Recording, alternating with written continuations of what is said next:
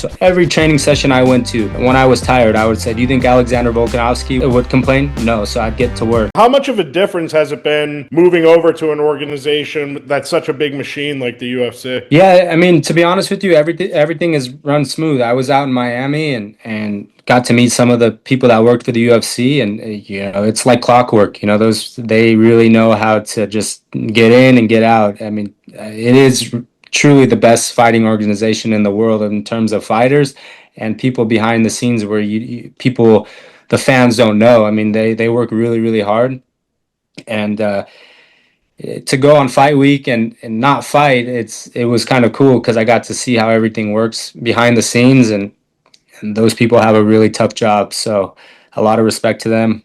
But yeah, it's been smooth. So this is going to be my first fight week, and I'm looking forward to meeting other people.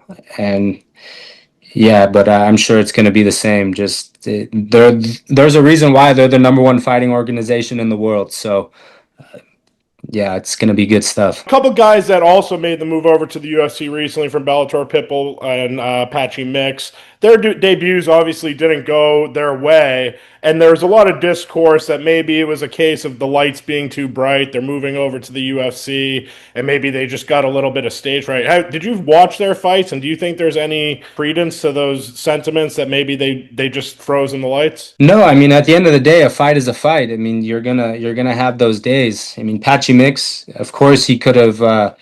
He didn't look like Patchy Mix, but I mean, he took the fight on a short notice. I think he only had 2 weeks to prepare, and it's no secret he's not a small bantamweight, so he probably had to cut a lot of weight in a short amount of time.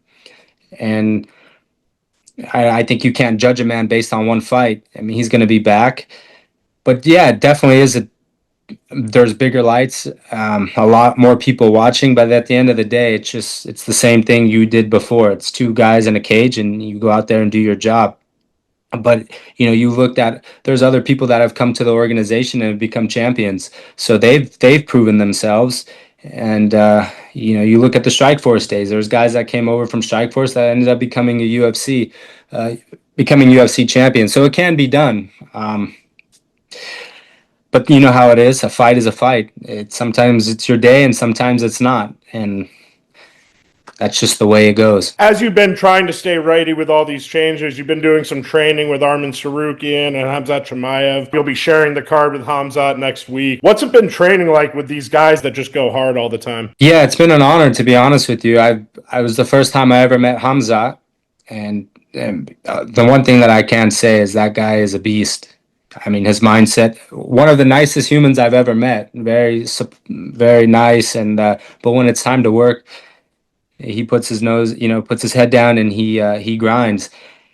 And I love being around guys that are after the same goal, and that's to become a world champion, because there is no, oh, we're just here to have a good time. No, we're here to work.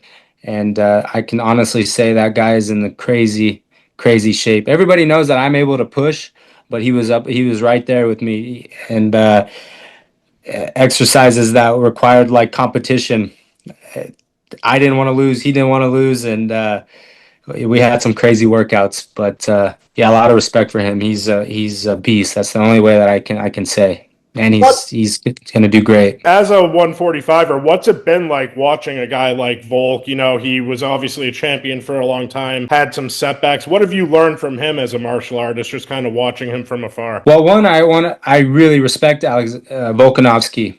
I mean, he's a legend. I mean, to me, he's the greatest featherweight of all time. And I was telling somebody this the other day. I said, when I wasn't fighting in the UFC, my guy that I would look up to, who I wanted to beat, was Volkanovski.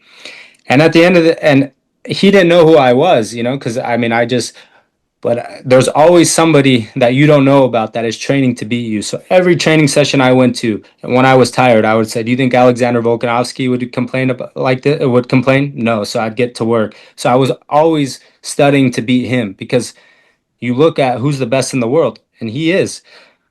So if you want to beat anybody and get your legacy going, beating a guy like Alexander Volkanovski is the way to start. So yeah, that's a guy that I want to fight. I believe I can beat him.